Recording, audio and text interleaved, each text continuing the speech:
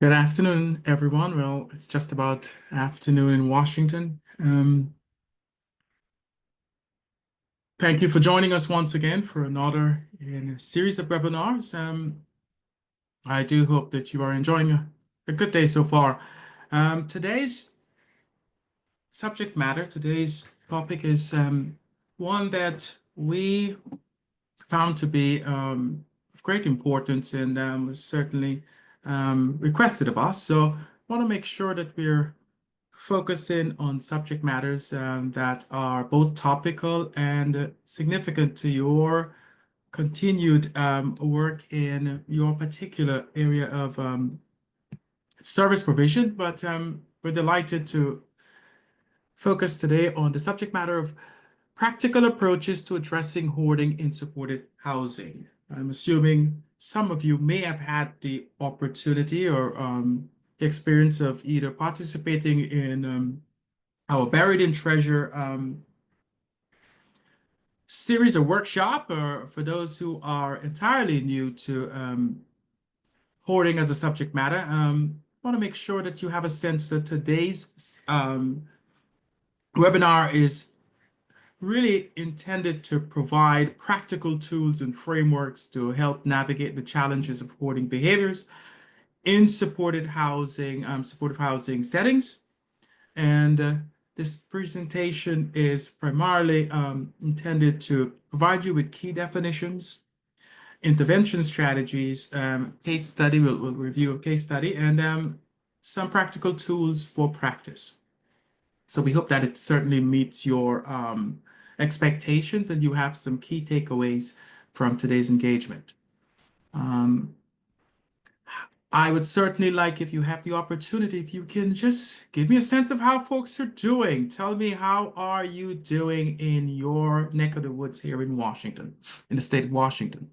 And as you may know, I am stationed here in New Jersey. So I always like to get a sense as to how things are in Washington. And David, I can understand you being hungry at this time, assuming that you can grab something to eat, but absolutely, good day to you all. A little chilly in Washington. Yes, we're having lots of rain here in New Jersey, so we're feeling like a Washington day, I presume. That's phenomenal.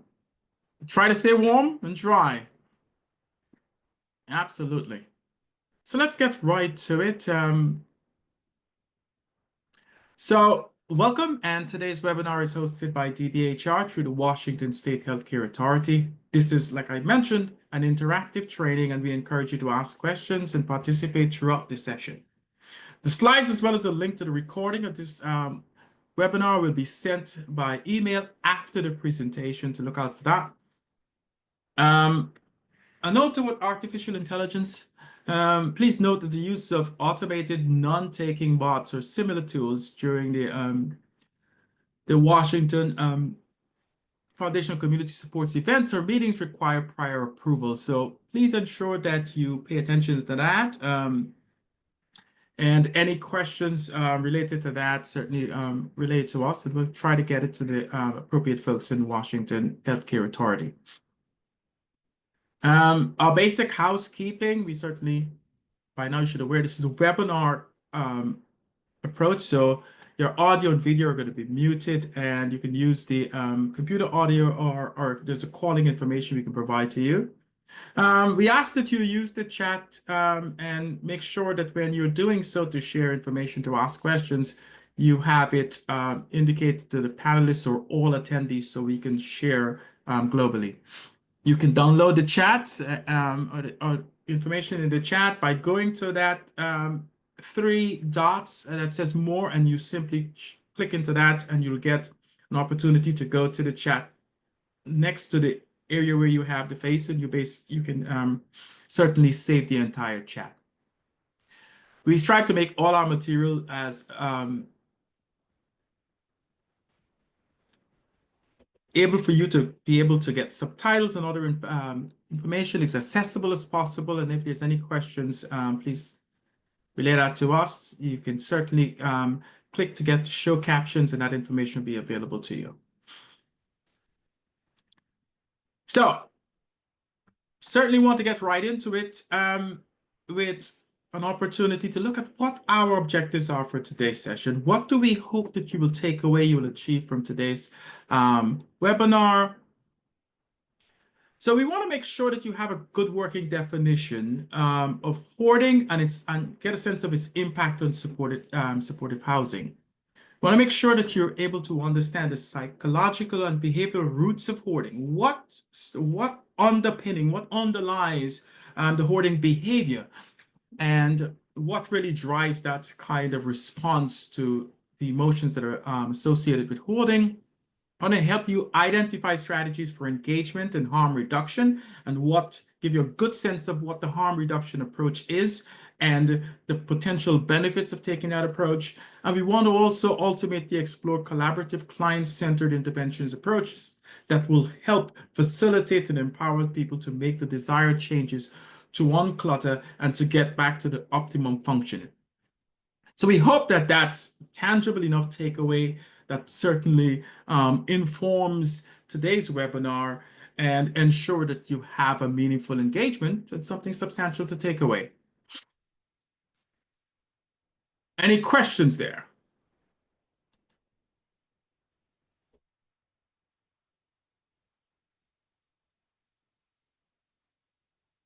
All right. So as we take a conscientious look at what we want to take away, what we're focusing on, I want to start off by getting a sense of your working knowledge of hoarding and its impact on supportive housing. And the best way for me to at least get that kind of baseline information is to post some questions. So I'm going to launch a poll and ask that you provide us some feedback to the poll questions, and that will give us a good sense as to your working knowledge of hoarding. So if you would oblige, I certainly would like to ask if you can respond to the poll, and I'm going to launch that poll. So take a few quick minutes and provide us with this feedback as best as you can, and we'll have a little discussion subsequent to the end of the poll, and we'll see where we are.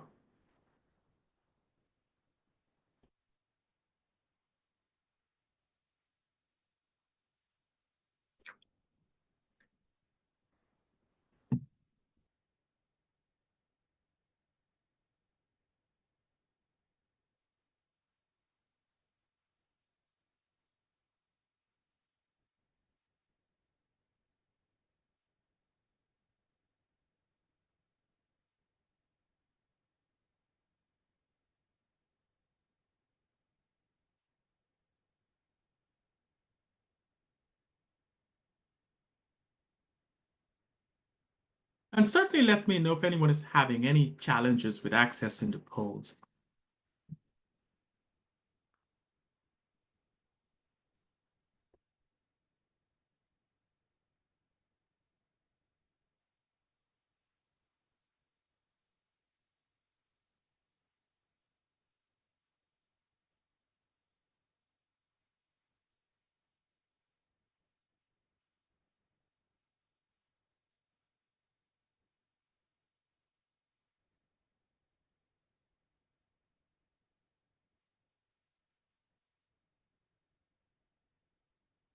So we'll give another minute or two, and we'll take a look at your responses, and we'll have that kind of initial discourse as to what's our collective and individual understanding, so the fundamentals of the concept of hoarding.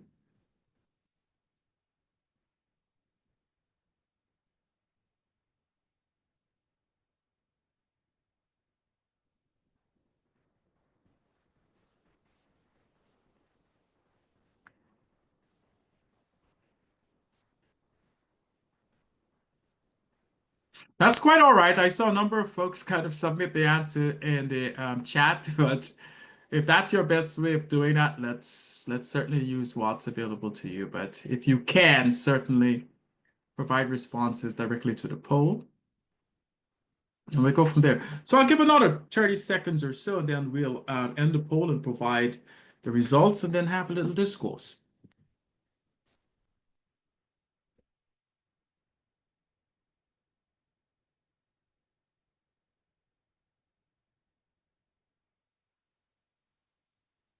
All right, so I'm going to wrap up the poll now, and then we'll certainly get a chance to have a little discussion. So I'll share the results. So poll questions. The first question is, what is hoarding disorder? And there's some options here. And from the choices here, the answer is certainly, and I think most of you had that correct. It's a mental health condition characterized by persistent difficulty discarding possessions and accumulating clutter, regardless of their value. So, and I saw certainly one of the options was a lifestyle choice, and sometimes we can make that mistake or presumption of assuming it's a lifestyle choice, but the correct answer is certainly it is a mental health condition that has some specific characteristics, and it's important for us to be aware that is certainly not a choice quite often. So secondly, what is the primary impact of hoarding on individuals living in supportive housing? And we have the options if it leads to increased social interactions, but the answer is correct. It's B. It can create safety hazards and interfere with daily functioning. So that's certainly the impact that among the choices here that is more accurate. I'm hoping that folks are spot on with that. Which of the following is not a common symptom of hoarding disorder? It's a little tricky one. We intended to really um, have those brain cells working a bit. And the best answer there is,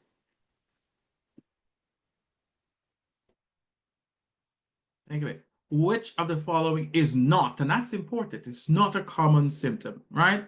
And one of the, certainly the best answer here is feeling of immense satisfaction after discarding items. As we'll discuss further, that is certainly not the response to any thought or plan of discarding items. So it certainly does not result in a feeling of intense satisfaction.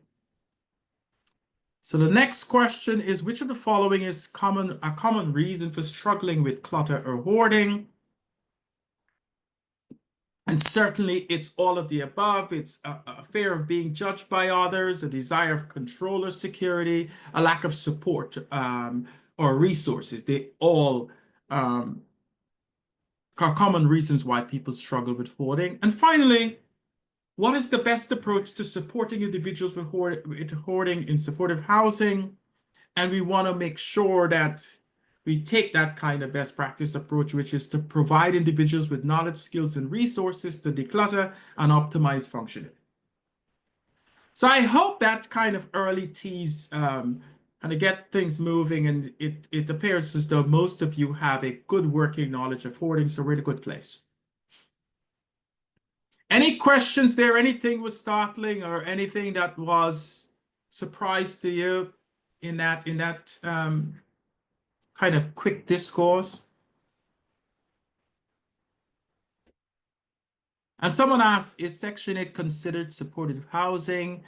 Not generally, because in many cases, people are living independently without services, but there are instances where people have a Section 8 voucher or subsidy and are receiving supported services. So there's not exclusive in that sense. And thank you, Fernandez. You kind of allayed to that as well. So, Carrie, I saw you raise your hand. Is there a particular question?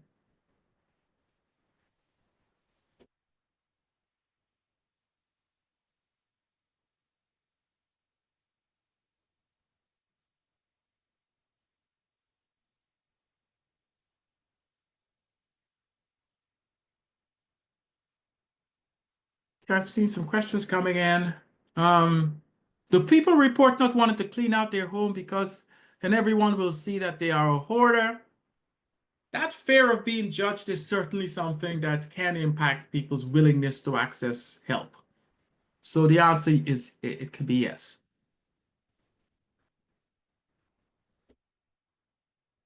Absolutely. Okay.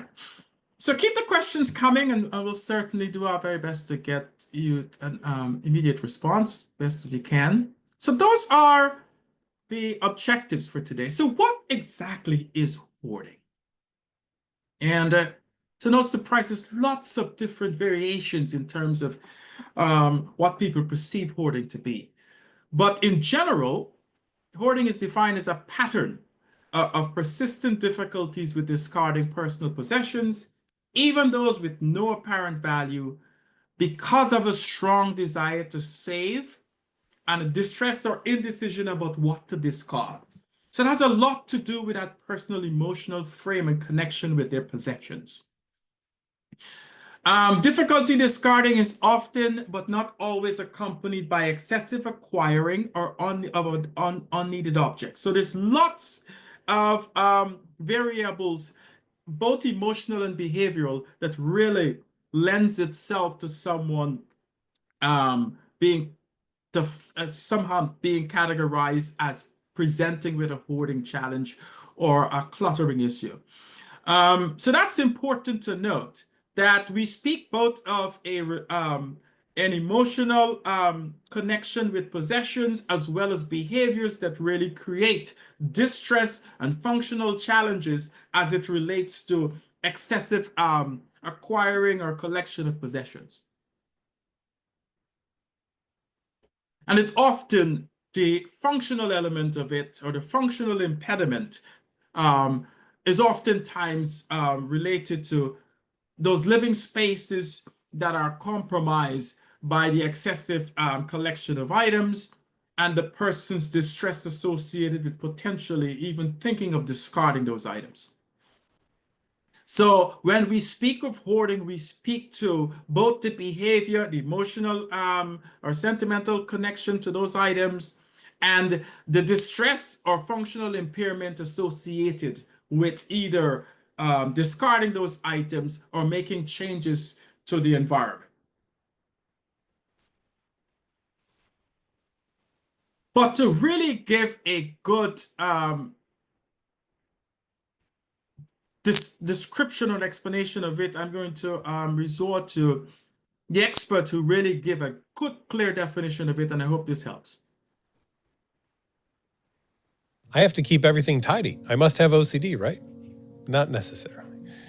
What happens in OCD is Hoarding disorder is characterized by difficulty parting with possessions, and parting with those possessions causes distress, impairment in individuals' lives. And this distress manifests in clutter that impairs living spaces. So individuals aren't, for example, able to cook in their kitchen or sleep on their beds. And the symptoms of difficulty parting with possessions and clutter aren't otherwise characterized by a comorbid medical problem. So, for example, somebody who has broken their arm and can't physically remove objects from their home, that would not be characterized as hoarding disorder. And similarly, not accounted for by another psychiatric condition. So, for example, individuals with obsessive compulsive disorder may have intrusive thoughts about touching items and fears about contamination. So they may also not be able to remove items from their home, but that wouldn't be characterized as hoarding disorder.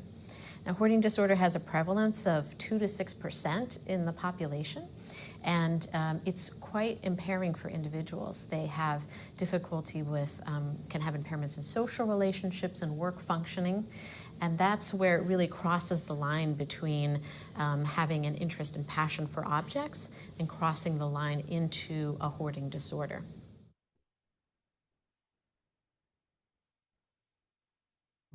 So I hope that that further explains what hoarding disorder is and how it's both categorized and how it's both clinically diagnosed. So, and we'll take a look at that. So I think what's important to take away from that explanation is that that particular behavior, both the behavior and the emotions associated with it, cannot be somehow explained by another condition.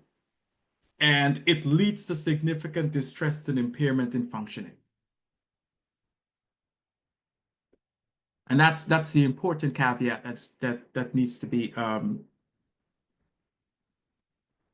really taken cognizant of in terms of the distress and impairment and the fact that it can't be explained by another condition.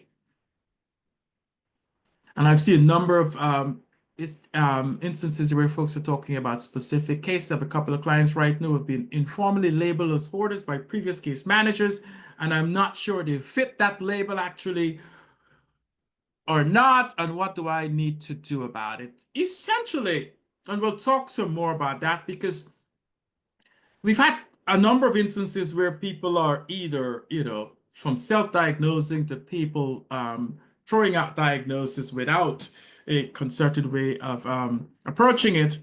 And then it becomes a label and a stigma. So we have to be very careful with that. Hoarding disorder has to be diagnosed by a professional and someone with that kind of working knowledge and expertise and capacity to make that diagnosis. And I'm glad that that came up because we're going to move next to how do we diagnose hoarding disorder. So essentially, it's a DSM-5 diagnosis, and we use that particular point of reference to diagnose hoarding. And there are some clear indications of how someone arrives at a hoarding disorder diagnosis, and people have to meet certain specific criteria, and that's certainly included there from persistent difficulty discarding items to really some specifiers as well in it, as included there. And in addition to that, it's not merely a matter of looking at the DSM-5 and seeing if people hit those criteria. It's also a multifaceted kind of assessment approach to arrive at the diagnosis. So we have structured interviews for hoarding disorder. So that structured interviews can be done with a person that is complaining or is dealing with those challenges. You have a clutter image rating scale. So you look at this person's specific conditions and environment and really assess it based on some imaging. And the saving inventory revised, so people look at how people perceive their relationship with the items, and as well as a hoarding scale interview. So we scale the person's current presentation and function.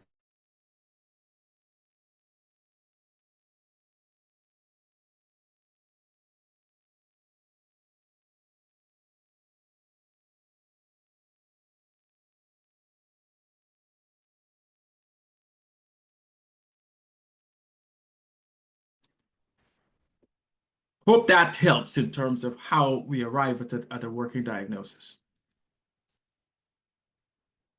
So once again, we use a number of instruments and a number of approaches to assess hoarding, from a clutter image rating to structured interviews and to functional assessment, really looking at how that person is functioning in their environment to arrive at a good, solid diagnosis. And one of the instruments used is this cluttered image rating. So here are some photographs of a person who is perceived to have challenges with clutter and how that is used to arrive at a hoarding diagnosis. So here you have the clutter image rating scale, as we call it.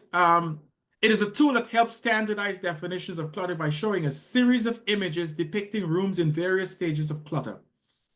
So this allows the client and the clinician or another observer to select the image on the scale that best corresponds with the state of that particular room.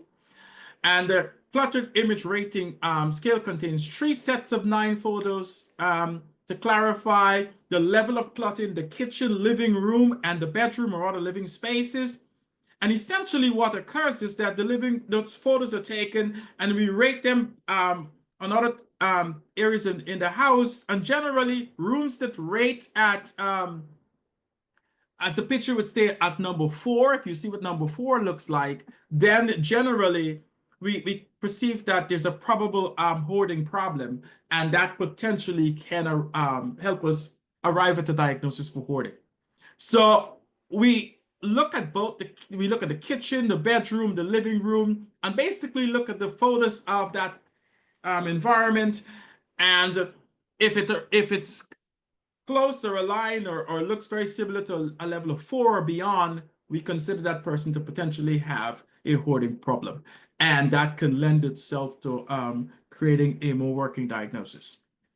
So I hope that helps and makes sense in terms of how we arrive at it. Takes a series of events and interviews and some information gathering to arrive at a solid diagnosis. So we want to look at what types of hoarding there are. And some of it may be familiar to you. And, and that is, I hear that some folks will be like, wow, hold on a minute. I just took a look at those photos, Earl. My place could be at a 3. Well, you're not in a place where you're not yet in a probable hoarding scenario. And Sarah linked that I have a tenant who probably rates at a 7. So we have people at varying places on that scale, and that's very helpful because it really is a collective kind of awareness. So you're not making a diagnosis sans the person, you're making a diagnosis with that person and helping them understand how we arrive at that, both from a pictorial standpoint as well as a functional element. So the types of hoarding, there's a varied number of hoarding types, and oftentimes there's a lot of familiarity with certain presentations, but in essence, there's object hoarding, where, and that's probably the most common type, where people accumulate items regardless of their value, just kind of wanton collection of items, from empty containers to old food, unwearable clothing, and more. And certainly there is animal hoarding, which is oftentimes not is understated or often not seen, but when it is obvious, it's kind of clear. You have a tremendous amount of a series of situations where it's an excessive number of animals, the person is unable to care for them, um, and they may actually oftentimes have dead animals in the homes. So it's really a glaring and obvious sight, but oftentimes it can occur in very subtle ways, and before you know it, a person has 10 cats and 3 dogs, and they're all living in squalor and not being cared for properly.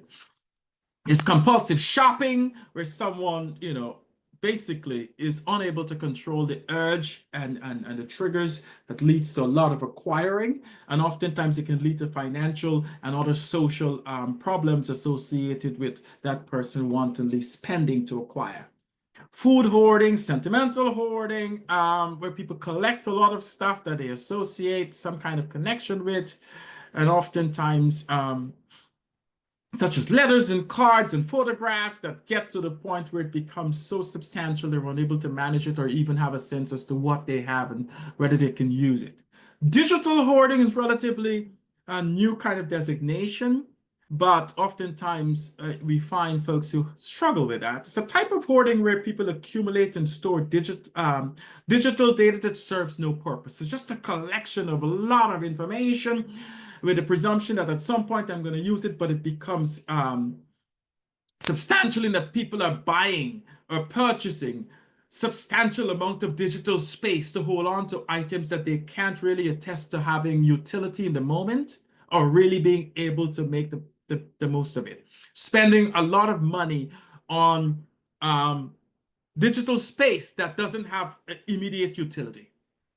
And oftentimes people are shocked and surprised when that is deemed a category of hoarding, because they're like, hold on a minute, I just spent 45 or 60 or 70 or $100 on hoarding space, on digital space that I really can't afford, but I feel this compulsion to do it. I'm sorry to hear that, Patrick. Patrick sort of someone that he knows who has 27 cats until intervention was necessary. And obviously there's garbage and trash collection that gets to the point where it becomes both a hygiene risk, a health risk, and a safety risk. So there's a number of hoarding types that is important for us to be familiar with, so we're not looking specifically at one way of hoarding presenting and assuming that's the only thing we have to be concerned about or be observant about. So I'm hoping that lends itself to some clarity around the various ways in which hoarding can present and why we have to be both vigilant and as well as compassionate when we see these presentations. So tell me, what type of hoarding do you encounter the most? What do you see more often in your day-to-day practice and engagement in your supportive housing setting?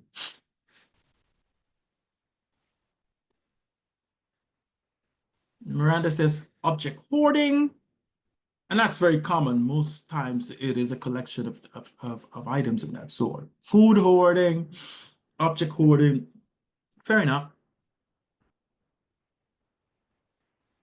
Yes, object and sentimental hoarding is oftentimes the common presentation. And I think the pandemic did not help in that regard. I think it became more obvious. And oftentimes people had a significant struggle with regards to collecting items. Fair enough. So there's stages of hoarding. Now, there's no standard way of doing this in terms of categorizing the stages of hoarding, but there's some working way of doing it to give a good sense of it. There is not a single widely accepted approach, but this is certainly one the scholarly literature has helped us to kind of attest to. So level one is really clutter contained with no safety risk.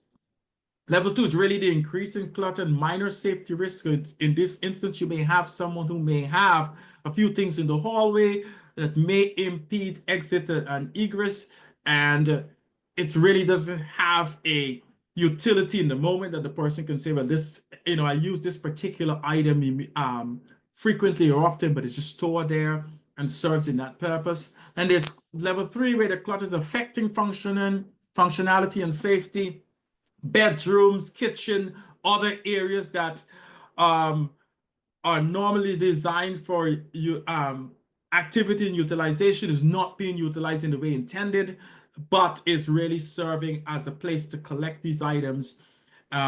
And oftentimes we find people say, well, I put them in the living room because I want to be able to go sort them and organize them at a later date, but it never gets done.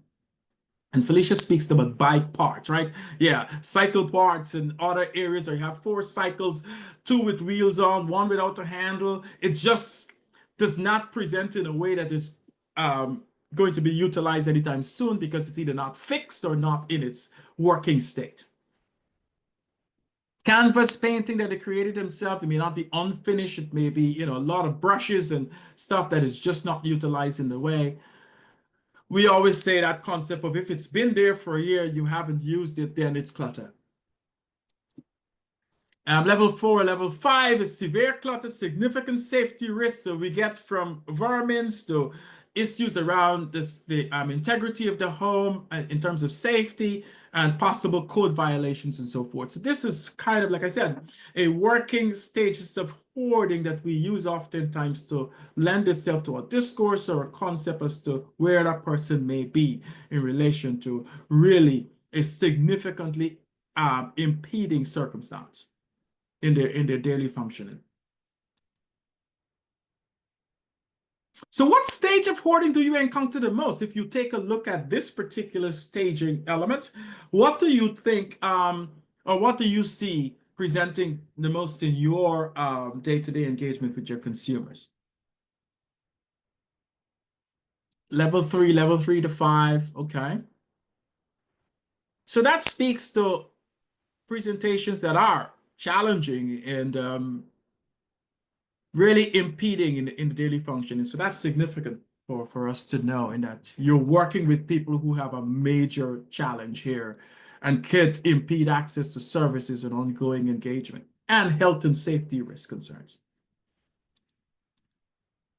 So it's important for us because to delineate or distinguish clearly between hoarding and collecting. Because oftentimes you'll hear this rationalization or an explanation, particularly from consumers that have some kind of contemplative element about hoarding or sense of hoarding, where they say, I'm not a hoard, I'm collecting stuff, right? I'm going to use this stuff for some show, I'm presenting it to someone, I intend to sell, I intend to do this, but it never changes. It gets, more and more as an impediment. So there's a distinction. Collecting is really more of a purposeful accumulation, right? Collectors typically have a specific focus or theme for their collection. Someone may collect stamps or collect a particular stuff for two different kind of categories. It's selective in these terms of the acquisition. They are more selective about the items they acquire, often prioritizing those items that align with their interests or goals. So a stamp collector will collect stamps, try to organize it, have it displayed, proud of it, want to have people see it in the way it's displayed. It's organized. There's an emotional connection to it that's positive, that is talked about, that is shared, that doesn't bring shame, but more bring a sense of pride. There's no significant impairment in that person's daily functioning, right? It's part of their life, a significant part of their life, but it doesn't impede other elements of their lives. On the other hand, hoarding is really about accumulating stuff and then have difficulty discarding even those that are not doesn't have utility or is not useful. There's an emotional attachment that brings distress and emotional hurt. There's a lack of organization, there's impairment in functioning, and there is that concept that it's so overwhelming that that person can't really conduct their lives in the manner in which they would like, and lots of spaces in that home is not being used in the way intended. So that's the distinction and difference. And oftentimes we're not saying that you should simply denounce that person's overture that they're a collector, but establish to them clearly what's the distinction. A collector has these particular characteristics, and this is the intent and the purpose of collection in the manner in which it presents. And sometimes that can help that person discern clearly that they're not really in a collection mode, even if they think so. So it's not something to use as a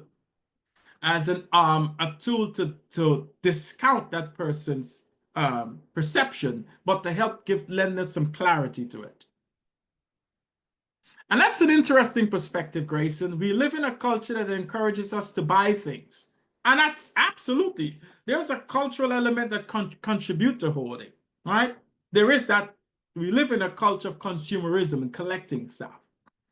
But it's your attachment and emotional connection to those things that really lend itself to whether or not you're doing so purposefully or you have a problem, an impediment. So the prevalence of hoarding is important to note because I think, as mentioned in the video, there's 2 to 6% of the population that are impacted by hoarding or affected by hoarding. 18.5% among supported housing residents. So there's a greater number of folks who live in supported housing who have or reports or presents with a hoarding condition as it relates to the general population. It's more common among older adults for a number of reasons, and we'll talk about some of them.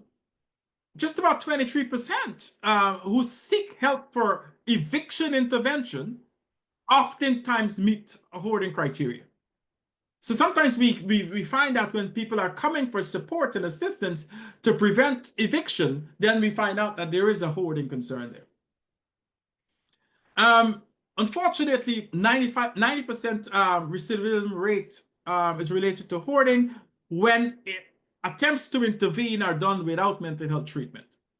So we have many instances where there's that concept of let's do a clean out, let's hire a clean out crew, let's come in and just knock it out. Essentially what we find is that is a high, tremendously high recidivism rate when that approach is taken without mental health intervention or support services.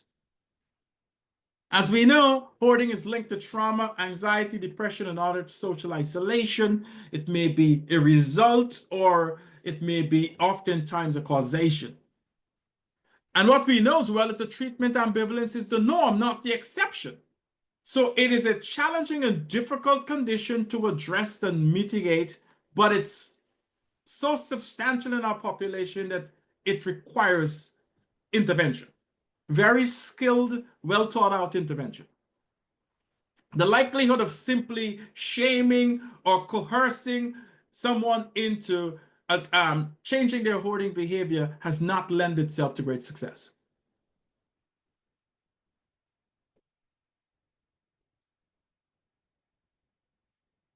So we need to understand what are some of the risk factors. What conditions, what circumstance put people at a higher risk of engaging in hoarding behavior? As we know, hoarding behavior is influenced by complex interplay of factors, right? There's a lot going on. From genetics to brain functioning to personality traits to life experiences that can impact and underline a hoarding presentation. Oftentimes, people with a family history of hoarding can resort to those behavior from conditioning to just a way of dealing with distress. Stressful events in our lives can enhance those risk factors. So we look at mental health conditions as well. Hoarding is often linked to other mental health issues like anxiety, depression, OCD, stressful life events, particularly people who may have experienced a difficult to cope with life events such as the death of a loved one, divorce, or financial crisis can be a significant trigger for hoarding.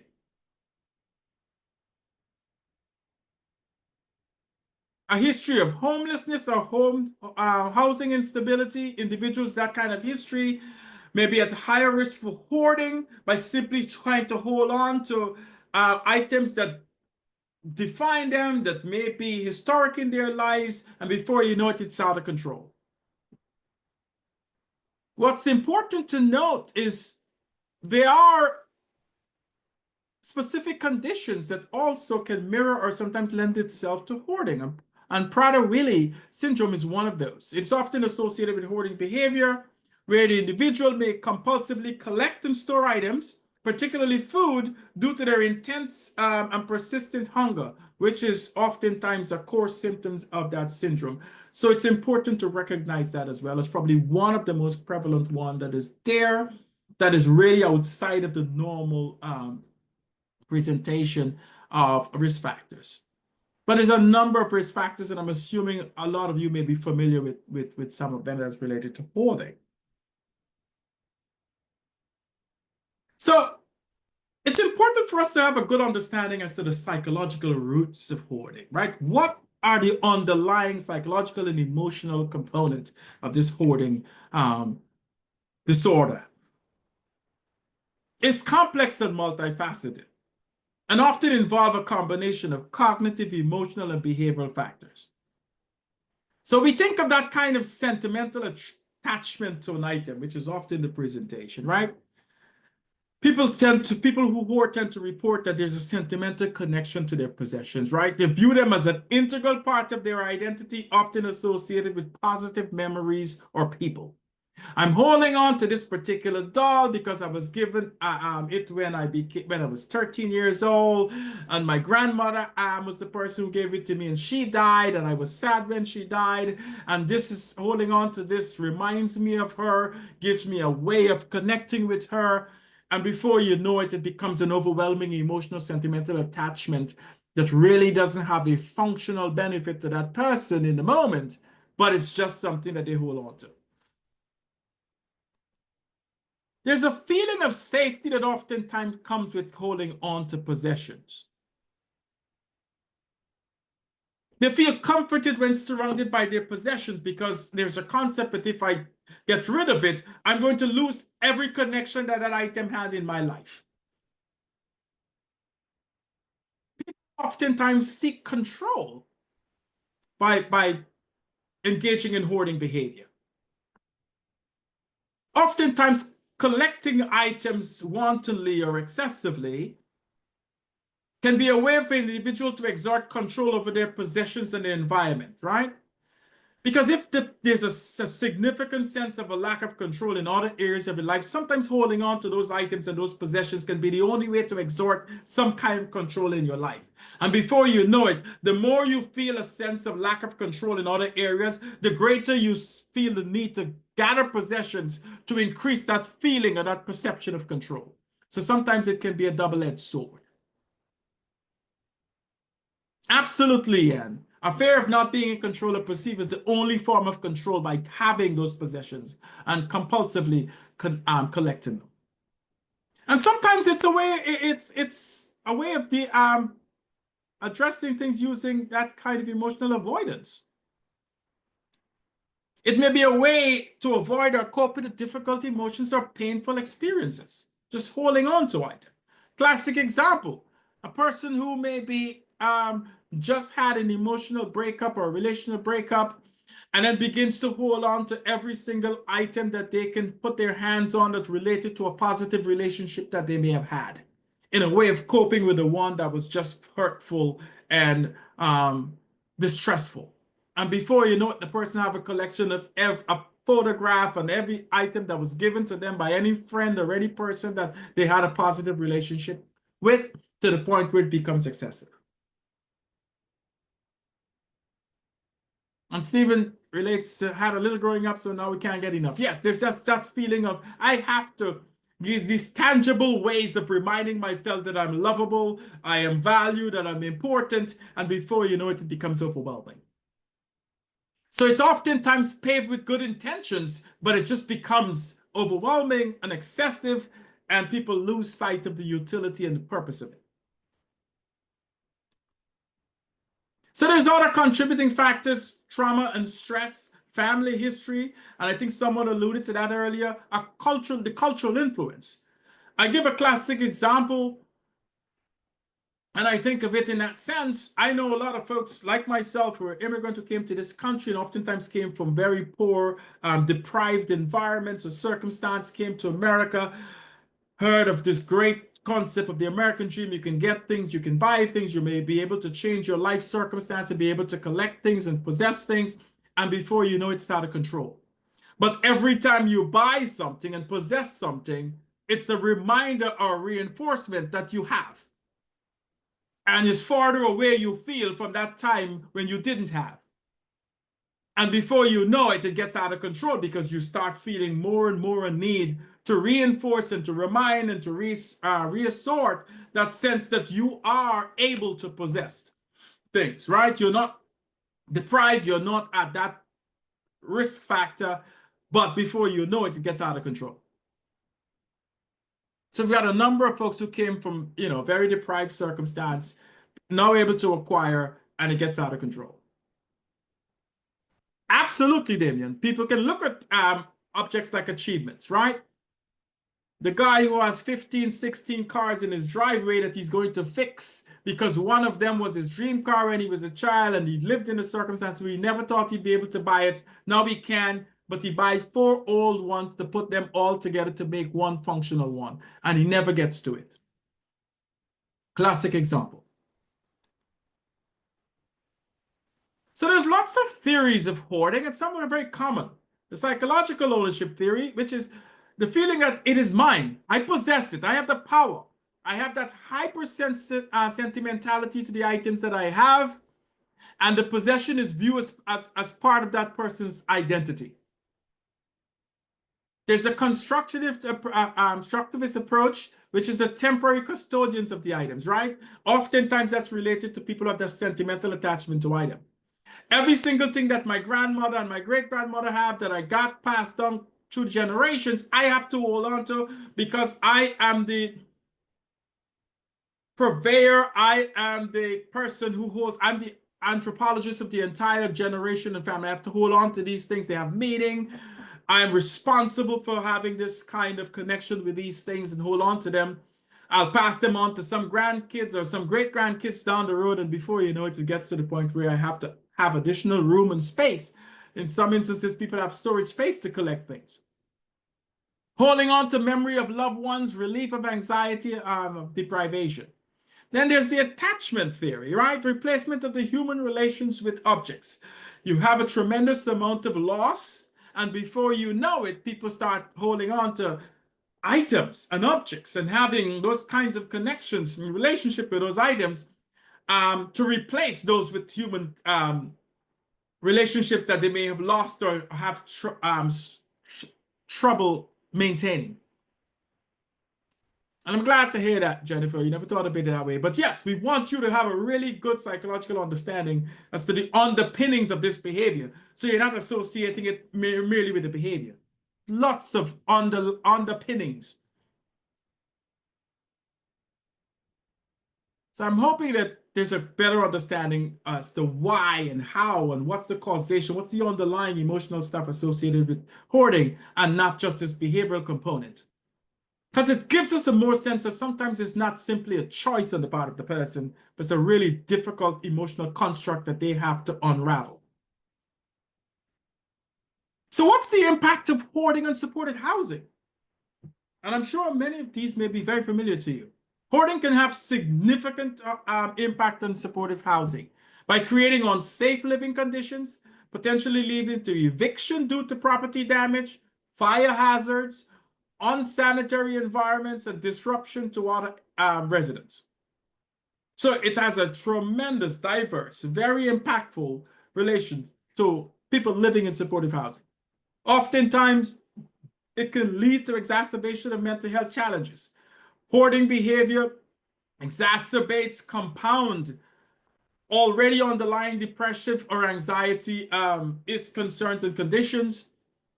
It often leads to significant strained relationship between participants and staff. So I want you to think for a moment, how does these issues bring FCS staff into conflict with participants? What are some of those conflicts that relate or result from some of the impact of hoarding?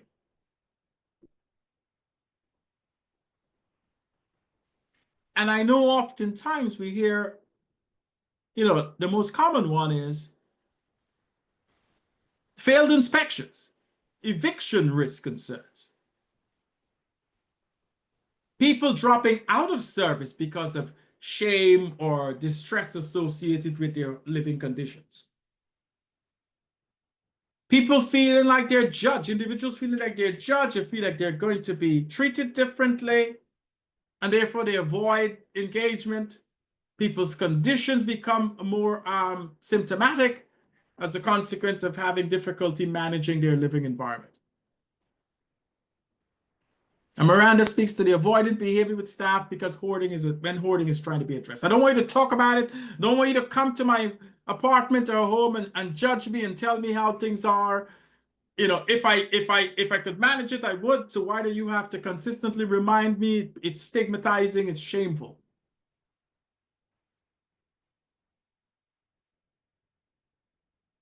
Absolutely. We talk about oftentimes challenges if the providing agency is the landlord. How do you manage some of the damage or vermin? Or oftentimes one hoarding condition can result in pest infestation across the entire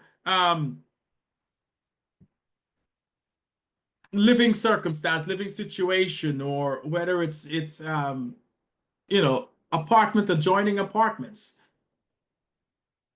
Some clients feel like their rights are being taken. Absolutely. Health concerns due to hygiene problems, health concerns. So there's a tremendous amount of challenges around how do you help someone when they may not be fully aware of the level or the degree of their challenges and the risk concerns. Or they may avoid you, or they may be confrontational. Hopefully we get a chance to talk about what that looks like and how you can really work through those concerns or work around it. So, in order for us to even consider mitigating the impacts and promoting positive outcomes, we have to be able to address some challenges in a multifaceted way. So it requires awareness and destigmatization. We have to really be aware of what it is, some of the underlying emotional and behavioral concerns, and be able to go in a really person-centered approach that does not lead to further stigmatization. We have to strive for early interventions and support. We have to work collaboratively and communicate in a really thoughtful, compassionate, empathetic way. We have to develop some individualized service plans associated with that person's particular concern and challenge, focus on safety and well-being, and really engage the community or the supports, the natural supports they have for us to work collaboratively. So it takes a lot. It's not a direct line to really address those concerns. It takes a lot of work and very multifaceted approach to doing it.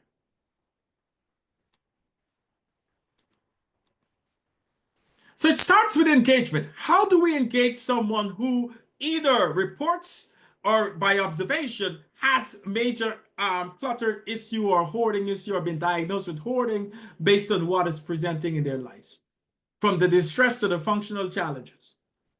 We want to make sure we establish clear expectations and policies, particularly when we're dealing with the supportive housing stuff. What are the policies around inspections, around hygiene, around safety concerns? We have to establish that even when being compassionate about the person's challenge, we have to say there are some policies that can potentially impact your ability to maintain this housing. How do we help you pass inspections and to remain in this house? We want to promote trust and empathy, right? We understand that this is a significant mental health concern and condition that is going to take some time and very skilled approach to supporting and helping you work through it. We want to provide resources and support. If you have people with peer experience who may have gone through it, it's a lot easier to work side by side with those folks when you're dealing with someone who's hoarding. Involve family and friends or people involved in that person's life with their consent. It would not be helpful to approach someone, even if you presume them to be their support staff, if that person is not in agreement or don't see that person as being helpful. We want to balance interventions and approaches with a person's self-determination. So basically, we want to empower that person to understand the challenge, to address the challenge, and then sustain the changes when they arrive at those changes. Because as we know, there's a tremendous amount of recidivism in hoarding. So you have to really get that person to develop those knowledge, skills, and resources to be able not only to address the current situation, but to avoid relapse. And as part of what we do, we want to also ensure that we're advocating for that person's right. The right not just to live in the environment, but the right to have some time and opportunity and support to address the hoarding concerns as they try to work through it. Because the worst thing that can happen is someone after a long period of effort finally begin to think about or to commit to working on it, and then they get evicted. It can throw that person right back to square one. We want to build trust and rapport. It requires a tremendous amount of trust and engagement, mutual engagement to actually make this work. Use respectful verbal and nonverbal communication. And sometimes we find that oftentimes people are saying the right thing but doing the wrong thing. A good example, you may say, or speak to that person in a really respectful, compassionate way, but then in order for you to get in or through, you're pushing stuff out of the way without recognizing that that person may be disturbed by your touching or moving or shifting their items from place to place. It may seem innocuous and insignificant, but to a person who may be challenged with the sentimental connection to that item, simply shifting it from one spot to the next without that person's permission can lead to distress. Does that make sense?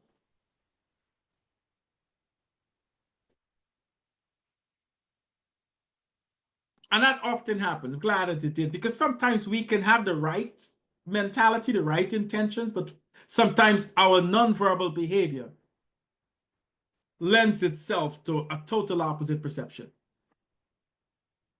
Absolutely, Jennifer. Using your MI, motivational interviewing skills. You want to assess the person's insight and readiness to change. And we'll talk about readiness to change because you can't move someone to action until they are ready to do so. Focus on the goals, not just the clutter.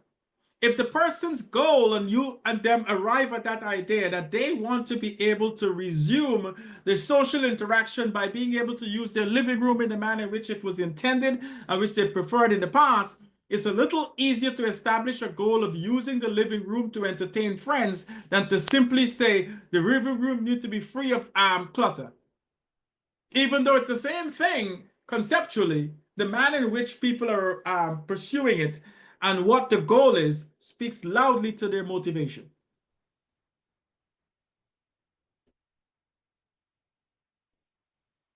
I hope that helps in terms of building that trust.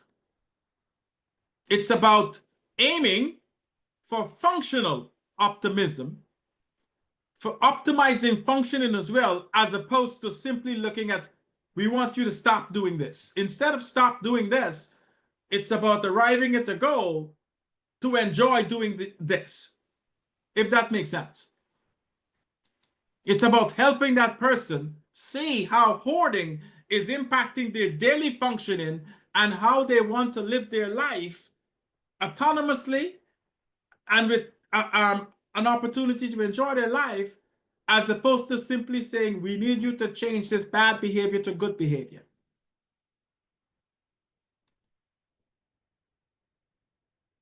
Effective communication strategies are essential to supporting and helping someone address hoarding behaviors. You want to make sure you're using I statements and reflective listening. I hear you say, I've observed this, and give the person a chance to either clarify, correct, or affirm what you observe. Validate the client's feeling. These items were important to me and I can't throw them away, so you have to understand how I'm feeling. What I hear you say is that you're feeling that you value these items and you're also overwhelmed by the number of items that you have. Use your ORs, open-ended questions, so you invite discourse and invite a dialogue and invite that person to explain why and how. Use affirmation when the person makes positive strides or steps, or even use change language.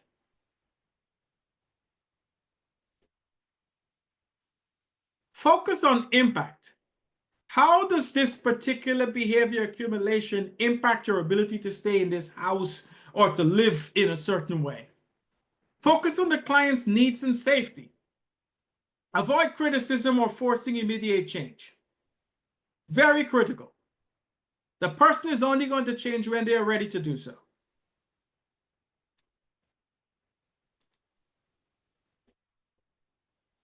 Engage with empathy and compassion. Listen actively and without interruption, even if that person is repeating the same thing. Give them some grace. Express your genuine concern for the person's well-being.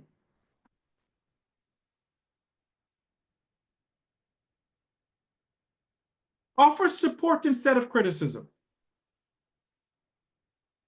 I'm here to support you in your effort to regain control over your home so you can live in it in the way you did. I see you have a photo here of a family gathering that occurred right in this home, and you said that you want to get back to this place. How can I help you and support you in doing that?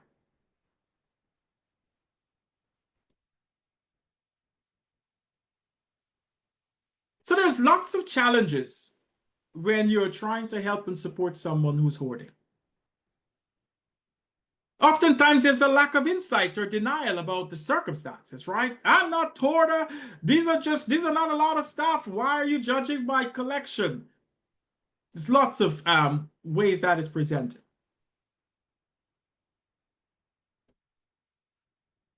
People sometimes overvalue their beliefs or emotional attachment to the items. If I don't keep my grandmother's purse that she had stuff, I will not have any memory of her, or I will lose a sense of connection. She's the only family I've had, ongoing and ongoing. There's social stigma and shame that sometimes prevent that person from even thinking about engaging in service to address the concerns, because they don't want to feel judged or undervalued by the person who is even trying to support them.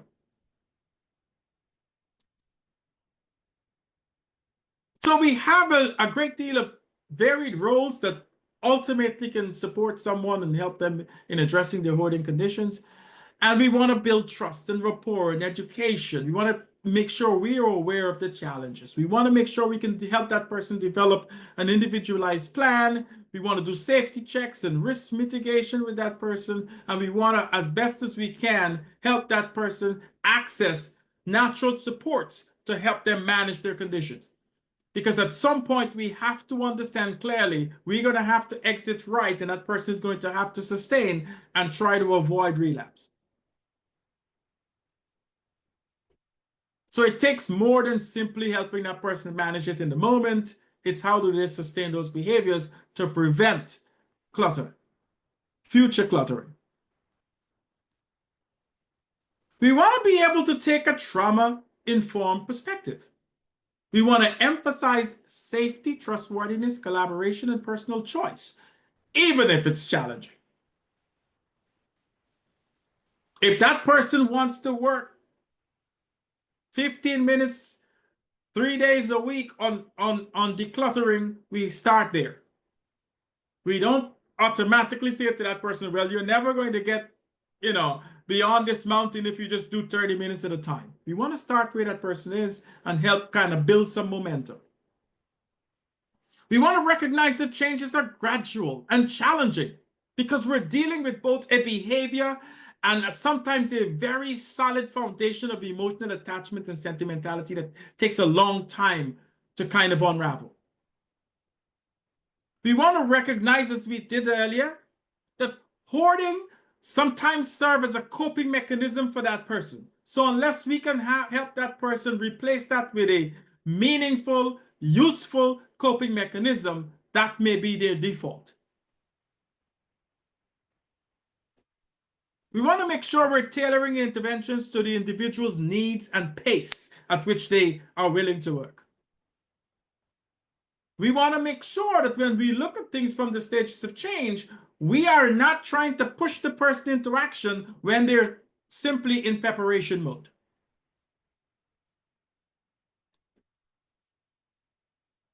We want to take a harm reduction approach when that presents itself. And oftentimes, it is probably the first intervention or approach that people allow. And how do we do that? We have to first understand what is the approach with harm reduction. Harm reduction is intended and should focus on minimizing risk and improving safety rather than forcing immediate or quick decluttering or altering the hoarding behaviors. So once we step into that forum, we want to make sure, listen, Gloria, Anne, James, whoever that individual is, that participant is, our major initial goal here is to make sure that you're safe, you can potentially maintain this housing, and as we do so, we'll consider working on how do we help you declutter so that you're able to resume utilizing your space in the way intended. But we want to start first by reducing the risk of harm, ensuring that safety is paramount, and that we maintain your ability to remain in this house legally. So we want to identify risk and prioritize safety. What is the immediate risk concerns? Fire safety, egress, health and safety, mental health stability.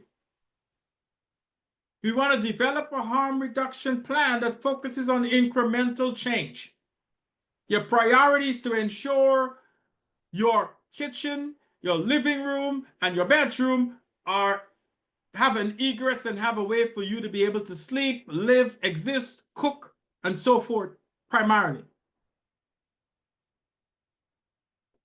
And Stevie says we have empowered her with offering her to clear items within a time frame by providing her with a tilt cart to dispose items she knows she needs. Yes, you have to start where that person can see some tangible results early and have a sense that it's about addressing their safety and their wellness in the interim. We want to implement the plan, addressing psychological and social needs. So it's not just about addressing the behavior. It's about helping that person become aware and also begin to address the underlying emotional concerns that are resulting in the behavior. Are they using hoarding as a way of coping with other underlying emotional issues that they're not addressing? We want to tackle those. The person has a significant loss of a loved one and the hoarding behavior commences. We want to make sure that we're not overlooking that grief and loss that is not being addressed and just focusing on the hoarding behavior. because then we're just addressing the symptoms and not the disease. We want to evaluate and adapt as we go along, as we continue to work, regularly assessing effectiveness and adapt. If this particular strategy is working for 2 weeks and then it stops, we want to be able to revisit that, find out why, and shift and pivot as things change. Because oftentimes what we find is even when people begin to make some incremental progress, they can get scared or become overwhelmed or fearful. Because remember, if someone is discarding and giving up their prized possession as they see it, there can be a period of loss that they have to address, even when it's discarding items. Absolutely, Kim. The mental health of the residents is top priority, as well as physical health and psychological safety. So there's lots of ways of introducing harm reduction planning quickly. So we can look at some simple items like removing items that block exits or paths or create fire hazards. How do we do that? We want to ensure access to food, water, and necessity. How do we make sure that your refrigerator is not blocked? You're able to do so. You're able to clean it out. You're able to get from the refrigerator to the sink to the stove. Sometimes we have to work with folks to reconfigure possessions to create safer pathways. Instead of saying we need to get all of this out of the living room, maybe shift it so that there's a pathway, and then begin to work incrementally on making that pathway a little wider and more accessible. We want to help that person sometimes develop strategies and ways to organize and discard items. You don't necessarily think you're going to put up a dump truck at their door and simply say, push out everything. It's a gradual, thoughtful, compassionate, predictable way of doing it. So here are some guidelines as to how we can help that person plan around harm reduction, how to make things safe. Keep clutter out of paths. You can use marking tape to windows, hallway, and front and back. So there's lots of approaches to doing so. What are the benefits of harm reduction approach? We reduce the risk of harm, we increase safety, and oftentimes it can immediately improve engagement and connection with that person.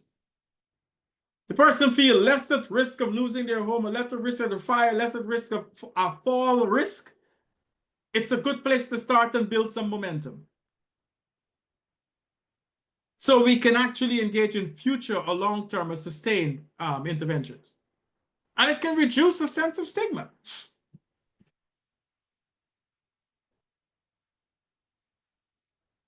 Too early, and we're going to look at quickly, how do we ensure that the interventions and the approaches and the strategies we take are in alignment with that person's stage of change? For those of you who may have had our FCS training or any training, we talk a lot about the stages of change and how intervention should match the stages. So when we speak to someone who may be in pre-contemplation, which is oftentimes the initial kind of presentation that the person have when we discover that they have a hoarding problem, we often get folks who are denying they have a problem or minimizing the impact. The best way to address that is to focus on increasing awareness and motivation. Using that clutter scale, which gives us a pictorial, a picture definition of where that person is. Here is what a hoarding condition at level 4 looks like. Here is what your living room looks like. Give me your perception of how you see that. And the person may be able for the first time to say, wow, I didn't think of it that way. But if that's what level 4 hoarding is, and that's my room, I can see why you perceive me to have a significant problem. Absolutely, the checklist will be provided to you. So the intervention is to provide information about hoarding, help educate that person about hoarding disorder, the impact of hoarding, and the challenges associated with it. If the person is in contemplation, okay, I heard you, it makes sense. I'm aware of the problem. I want to consider change, but I'm not ready to act yet, right? I'm aware, but I'm not ready to act. You want to explore the pros and cons of changing. And what kind of ambivalence is in place? Is that person having those second thoughts or uncertain about what they can do and what the benefits are? How do you help that person build that kind of self-efficacy to move from that sense of, yes, I think I have a problem, but I need to take action? You go from preparation to action. If the person is in action, actively wanting to make the change, they're ready to get moving. You want to make sure you jump on that opportunity. You want to provide support. Here are the people that are going to work with you over, and you establish clearly, we're going to come here 3 times a week. We're going to start working on these areas. You want to provide encouragement as the person begin to work, even if they have challenges. Keep them motivated. You want to discuss and put in place some strategies for overcoming challenges and maintaining momentum. Typically, when people are working on hoarding, when they get to the point where they have to move significant items, they oftentimes can have trepidation or fear. Here's what we have seen help people who have these concerns. Here's where you can go to. And ultimately, we want to get people to maintenance where they're celebrating. They've done the work. They've put in a lot of the work. They can see the spaces. They have access to those spaces. They're living their life meaningfully. We want to help them sustain. How do you prevent yourself from going back to that default behavior when you encounter trauma or stress? Here are some ways of addressing stress, addressing trauma without resorting to hoarding. So the stages of change in alignment with the interventions are critical and important because we always want to work at the pace the person is working with and in alignment with where that person is in terms of this stage of change. So we want to quickly look at a case and give you some feedback as to how we intervene and what are some of the recommended strategies. So we want to look at Marilyn. She's 62 years old. She lives alone in a 1-bedroom apartment within a supported housing program. Marilyn has a history of anxiety and mild depression. She worked as a school librarian for 30 years and reports always valuing books, paper goods, and sentimental items. Over the last 5 to 7 years, her collecting has intensified. The presenting problem is staff observed that Marilyn's apartment is cluttered with books, newspapers, cardboard boxes, and bags of items she finds on sale or free. The kitchen is barely usable, and there's only a narrow walking path from the door to the bathroom and bedroom. Pest control was unable to treat her unit due to blocked access. Marilyn acknowledged the clutter, but insists everything is important and she plans to organize it soon. Sounds familiar? I'm absolutely sure it sounds familiar to you. So what are some of the key challenges here for Marilyn? She seemed to have limited insight and high emotional attachment on the items. Her health and safety concerns are at risk. She has blocked kitchens and exits, which means she probably can't actually exit if there's a fire. There's a tremendous amount of anxiety that is triggered by the discarding. The idea of removing her stuff is distressing to her.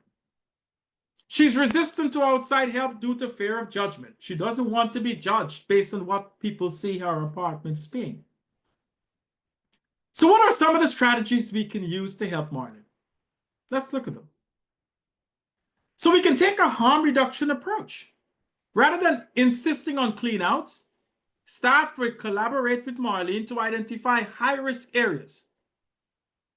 Egress, exits, stove, exits, to prioritize for immediate attention. Hey, Marlene, obviously we understand the challenge with really organizing and discarding your stuff, but right now you present with some significant health and safety concerns.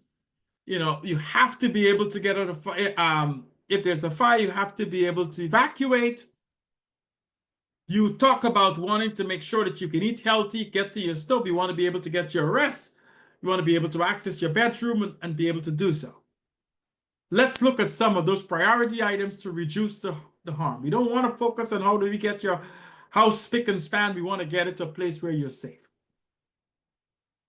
We use some motivational interviewing approaches. A case manager can use reflective listening. And our affirmations to explore Marlene's ambivalence. Why are you uncertain about even attempting to do this? What are you struggling with? What are the thoughts that are keeping you stagnant? And we want to make sure that you're aware that you can actually address these concerns at your own pace. We want to set small goals, achievable goals, such as clearing one counter or sorting one box per week, aligned with Marlene's comfort level. We want to give her some visual cues and supports. Create a clean and safe checklist with photos of safe environments to help Marlene visualize goals. So if there's an area which is clear and stuff, we take a photo of that and say, Marlene, we want to make sure that your bedroom is similar to what you use and what you enjoy in your living room. We want to know quickly that we need to get some help to help her address those underlying psychological challenges, right? You link her to her therapists with training in hoarding disorder and arrange for peer support from someone with lived experience who can say to Marlene, listen, I was there. This is what it feel like and look like. And then before you know it, everything was out of control. You don't want to wait until that happens. You want to use positive reinforcement, recognize and praise incremental progress to encourage ongoing engagement and build self-efficacy. Marlene, you did a phenomenal job of clearing out that counter before we came so we can cook. That's a great, great achievement. I'm very proud of you. Want to develop a plan with Marlene in case the clutter causes an emergency and empower her with choices even under pressure. If you're unable to do this by yourself, whom can we seek support from to help you move a few things so that you can get in and out of your apartment safely? What other strategy do you think we can recommend for a person like Marlene? Or you may have used in a person who presents similar to Marlene?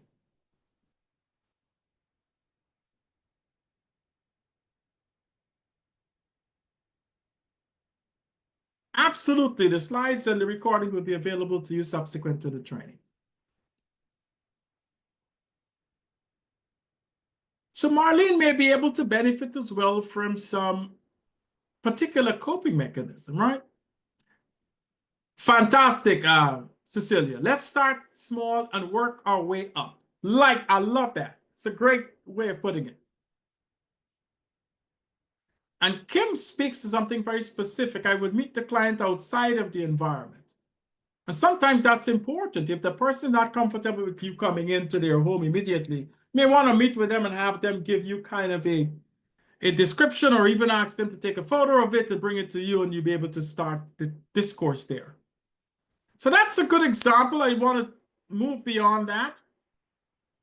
One of the ways of helping people build goals and develop goals is to help them find their own motivation for resolving hoarding behaviors. We want to, instead of saying, the goal is for you to, not hoard or to be able to have this space, the goal is to help you understand why you hoard or to create a living space you can use or find your possessions, your valued possessions quickly when you need it. So it must be organized and in a good place. We want to help you reacquire or reduce acquiring and enjoy other activities. As opposed to feeling distressed and compelled to go to every single garage sale, we want to make sure that you have activities that you like and you engage in that doesn't result in that being your default social activity. And ultimately, we want to maintain your health and safety and your mental health by having you exist in an environment that you can actually use in the manner intended. So when we speak of developing individualized service plans for hoarding, we want to make sure we're tackling some specific things. We want to recognize that each person's hoarding challenge is unique and subsequently interventions has to be tailored to that person. We want to help that person by employing cognitive behavioral techniques to help identify and challenge negative beliefs and behaviors associated with hoarding. Because oftentimes there's a litany of really negative thinking about things, right? We want to be able to use the catch it, check it, change it approach. You want to catch that negative thinking. We want to be able to check it to clarify whether or not what we believe is true, and then we want to be able to change it in a meaningful manner. We want to ensure that we're using practical supports. We want to make sure we're trauma-oriented in our approach, harm reduction in our approach. We want to build skills not just to declutter, but to help those people manage those emotional challenges and the triggers and the urges that come. So we build skills, we look at cognitive skills, organizational skills, and behavioral skills. From identifying and challenges those negative thoughts that result in hoarding, to creating a system for organizing our possessions, to setting small goals to address clutter. So there's lots of practical strategies for beating hoarding. We reduce acquiring by looking at some significant reasons why we acquire. We want to change our thoughts about acquiring. We want to develop alternative sources of coping and enjoyment so they're not resulting in just gathering stuff to make that happen. We want to make sure that if we're ready in action and we're ready to take steps, we have a clear and definitive strategy of doing so. We want to establish if we have a time where we're going to organize and discard stuff. We have boxes or containers that we put things that we're going to keep, things we're not sure of, and things we're going to give away.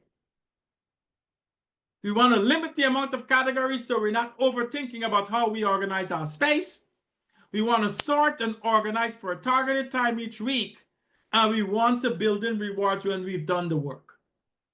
So classic examples, if a person is ready and willing to engage in sorting and organizing their stuff and discarding stuff, we have things in a space, in a particular place that they can take their items to, put it in the box for keeping, put it in the box for discarding, putting recycling stuff in recycle, and take it out immediately. It's a big step. If you're going to discard stuff or you're going to recycle stuff, you put it in the bag, you put it in the container, you put it out. Because in many instances, if it's only put in a bag in the home, what happens more often than not, even after people organize stuff for discarding? If those stuff are still kept in the home, what happens? It stays there, absolutely. Or people go back into it and start pulling out stuff saying, I shouldn't have put this away, right? I don't know what I'm going to do without this. Exactly, they put items back. So you want to make sure that when you're discarding, you immediately organize it, you put it where it needs to be, and you put it out. We often talked about putting the stuff you're going to discard in the trash bin and put it out for pickup. If trash is picked up on Wednesday, you want to be able to sort and discard Tuesday night. So it's timely, it's quick, and it happens immediately. People don't get a chance to have those second thoughts. Don't give yourself the chance to change your mind. Absolutely.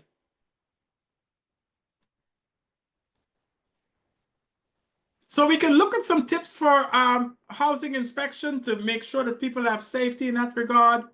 We have some safety plans that are clear. We want to clear pathways. We want to make sure we're adhering to fire safety protocols. We want to clear space to prevent falls. And we want to make sure that we are reducing the risk of pest infestations. And there's some clear and definitive ways of doing that. Hoarding interventions in general can be very varied. It requires a collective team. So we want professional support. We want to learn cognitive behavior strategies. We want to make sure that we're giving people a chance to use some exposure and response prevention approaches. We use our motivational interviewing techniques. We're gradually decluttering. We're using harm reduction. We're educating family and support system to help support that person in making those change. And we want to advocate so that people are not stymied by stigma attached to it. What we know for a fact is that hoarding can only be effectively abated and sustained when a multidisciplinary team approach is taken. We want to have collaboration with property managers, the clinicians, peer workers, pest control, all the people involved in that person's life, so we're all working on the same accord. So there's legal and ethical considerations. We want to make sure that the property rights is respected. We want to make sure health and safety is focused on. The person's autonomy is sustained and developed and respected. And we want to look at eviction potentially and guardianship rights if that's happening. If things are out of control and the person is not mentally stable to manage the circumstance, we want to get as much support as we can. As staff, we want to make sure you're avoiding burnout as well. Set your boundaries, set your expectations, prioritize your self-care, and seek professional help if you need it. Hoarding can be extremely, extremely demanding and challenging on staff.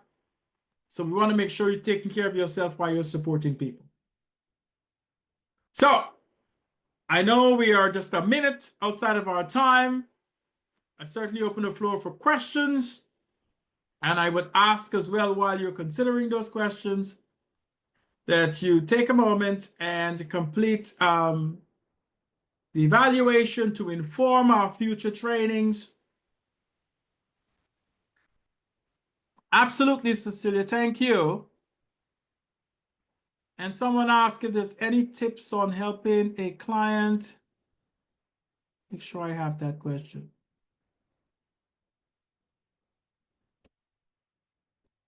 And thank you all.